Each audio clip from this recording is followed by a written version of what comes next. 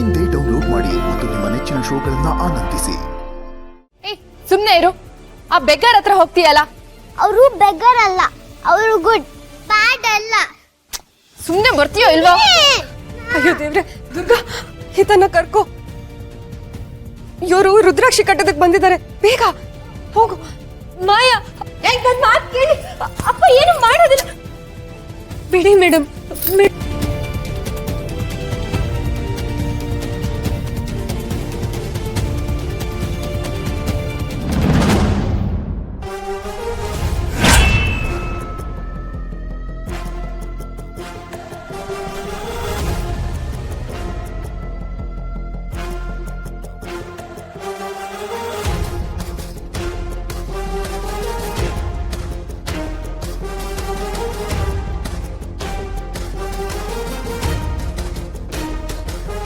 ಇವನ್ನ ಮೊದಲು ಈ ಮನೆಯಿಂದ ಆಚೆ ಹಾಕಬೇಕು.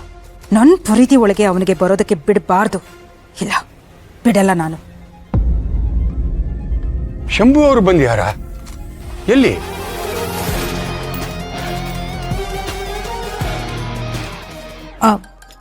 ಅವ್ರ ಪರಿಚಯ ನಿಮಗೂ ಇದೆಯಾ? ಅಯ್ಯೋ, ಇಲ್ಲದೆ ಏನು, ಖಂಡಿತ ಇದೆ.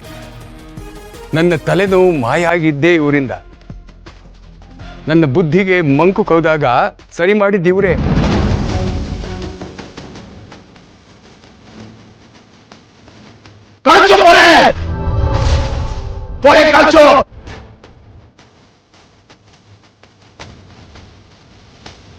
ಅಂದ್ರೆ ನಾನು ಇವ್ರ ಮೇಲೆ ಮಾಡಿರೋ ವಶೀಕರಣದಿಂದ ಇವ್ರನ್ನ ಬಿಡುಗಡೆ ಮಾಡಿದ್ದು ಇವನ, ಈ ಮನುಷ್ಯನ.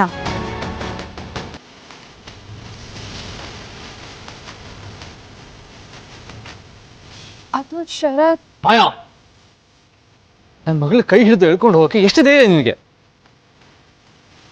ಪಾಪ ಅವಳು ಬೇಡ ಅಂತ ಹೇಳ್ತಾನೆ ಇದ್ದಾಳೆ, ಅಂತ ಹಿಡಿದು ಎಳ್ಕೊಂಡು ಹೋಗ್ತಾ ಇದೆಯಾ? How dare you? ಅಲ್ಲ ಶರತ್, ಅದು ಅಲ್ಲಪ್ಪ ಶರತ್ತು, ನಮ್ಮ ಮನೆಗೆ ಯಾರೋ ಹುಚ್ಚ ಬಂದಿದ್ದಾರೆ ನೋಡು.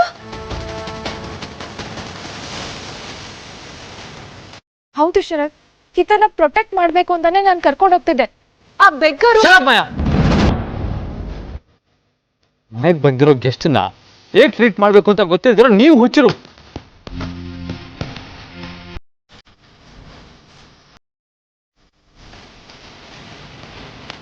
ಗೆಸ್ಟ್ ಶರತ್, ಏನ್ ಹೇಳ್ತಿದ್ದೀರಾ? Look at his attire. ಶಾಳ ಬಂದೆ ತಾನೆ. ಒಬ್ರು ಹಾಕೊಂಡಿರೋ ಬಟ್ಟೆ, ಅವ್ರಿರೋ ಸ್ಥಿತಿ ನೋಡಿ ಅವ್ರ ವ್ಯಕ್ತಿತ್ವನ ಅಳಿಯೋದಲ್ಲ.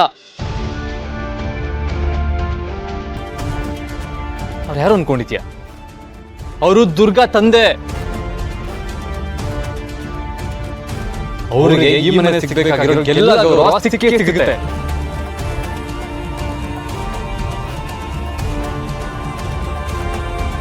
ಆ ಬಗ್ಗೆ ಒಂದು ಕೆಟ್ಟು ಮಾತಾಡಿದ್ರು ನಾನ್ ಸುಮ್ಮನಿರಲ್ಲ.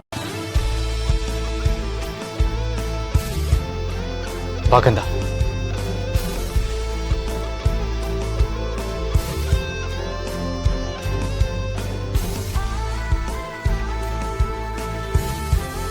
ದಯವಿಟ್ಟು ಕ್ಷಮಿಸಿ.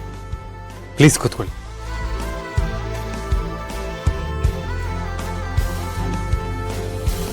ಇವ್ರನ್ನ ನಮ್ಮ ಸಂಬಂಧಿಕರು ಅಂತ ಹೇಗೆ ಒಪ್ಕೊಳ್ಳೋದು ಮಾಯಾ? ಅಲ್ಲ, ಈ ಶರತ್ ಯಾಕೆ ಇಷ್ಟೊಂದು ಡಿಫೆಂಡ್ ಮಾಡ್ಕೊಂಡು ಮಾತಾಡ್ತಿದ್ದಾನೆ ಅಂತ ಯಾರಿಗ್ ಗೊತ್ತು? This is unbelievable. ಕೆಲವರು ಕ್ಷಮಿಸಕ್ಕಾಗದೇ ಇರುವಂತ ತಪ್ಪು ಮಾಡಿದ್ರು ಈ ಫ್ಯಾಮಿಲಿ ಅವ್ರನ್ನ ಇಲ್ಲೇ ಉಳಿಸ್ಕೊಂಡಿದೆ.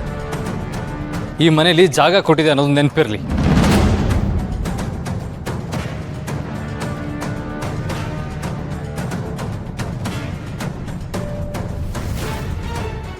ಗೀತಾ